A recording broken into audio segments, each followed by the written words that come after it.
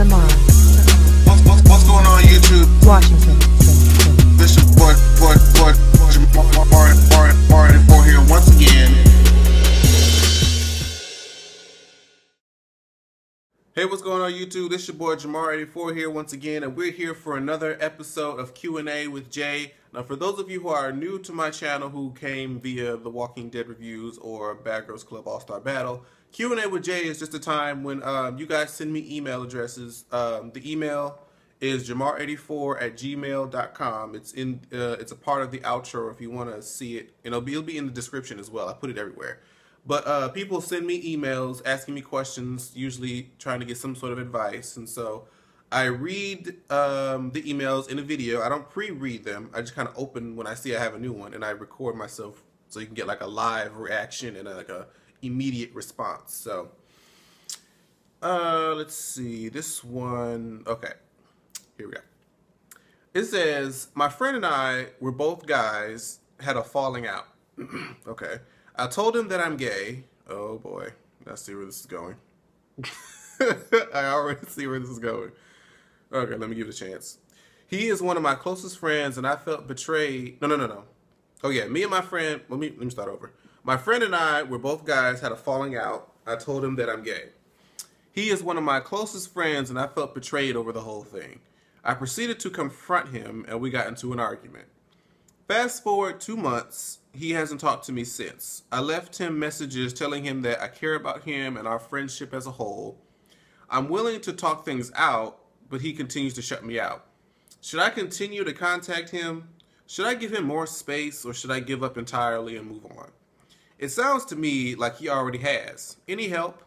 P.S. We have a history of getting into fights, often over stupid things.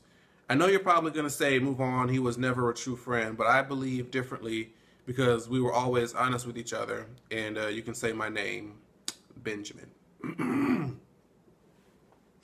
Well, Benjamin, I'm actually not going to tell you to move on, and I'm going to tell you why. Sorry, y'all. Oh, I'm going to need some water. I actually went through this pretty much exact same scenario when I was 17, about to turn 18. I had a really, really close guy friend that I knew in high school. Best of friends, 2 peas in a pod. Except he didn't know I was gay at the time. So when the time came, camera shaking. When the time came for me to that I told him, it didn't go so well. Okay, and it kind of went, yeah, we had our falling out or whatever. He felt like he was uncomfortable, and he felt like everything I did after that was like a way of pursuing him or whatever. And we didn't speak, y'all, what you said, 2 months, hell, we didn't speak for a year. Pretty much a whole year went by. And it's crazy because, this is why I tell you not to move on, is because we ended up reconnecting. Granted, no, a whole year has gone by. We're more mature. We've experienced some things. And this is what he told me. He told me, because, like you and your friend, you guys are best friends. He told me that he never disqualified me as being a good friend. We put it like that. He always said, I was an awesome friend and this, that, and the fourth. Except for at that time, he didn't know exactly how to deal with that kind of issue. He hadn't had much exposure to gay people. He knew that they existed, but he never had a lot of exposure directly as somebody close to him being gay. So his immediate reaction was to push it away, and like, I don't really understand it, I don't know how to deal with it right now, so I'm choosing not to deal with it. And he said that over the course of that year that we hadn't been speaking, this is the time we had just went off to college, our first years. So when you're in college, especially HBCUs, you're bound to come across some of the girls. Let's just put that out there. For those of you who are in college, graduated from college, you know the deal is now. They're like fucking flies, they're everywhere. So he got more exposure to them. He realized that we're not poisonous snakes. That we're not going to kill you upon sight, contrary to popular belief.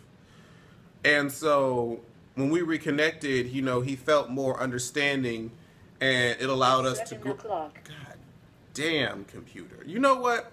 That hasn't happened in one of my videos in ages. Those of you who used to watch my older videos when I recorded on my laptop, y'all know what I'm talking about. Anyway, that's the point. He didn't, like I said, he didn't know what it was like. He didn't understand it at all. So once he actually got some exposure, it allowed us to kind of reconnect, and we became closer because now we had an entire dimension of honesty that has been opened up and a level of understanding between us as well. So I wouldn't say move on. Like, you just said it's only been a couple of months. So, and we were off for like a whole year. So it could be just that he doesn't know how to accept that yet. Okay? If you guys are as close as you say you are, then he'll come back. Like I said, if you love something, you let it go. If it comes back, then you know. So that's definitely my advice to you, sweetheart. I hope everything goes well. So I'm glad I picked this one, because this is something I've had a direct experience with, and that's how it worked out for me. Hopefully it works out for you the same way, since you seem to care about your relationship. Ooh, excuse me. So that's the end of this episode. I don't know which number it is. I'll put it in the title. If you want me to answer your question or give you some advice, please make sure that you read the description, and also it's in the email in the outro, jamar84@gmail.com, and I'll be sure to read your email in the next video.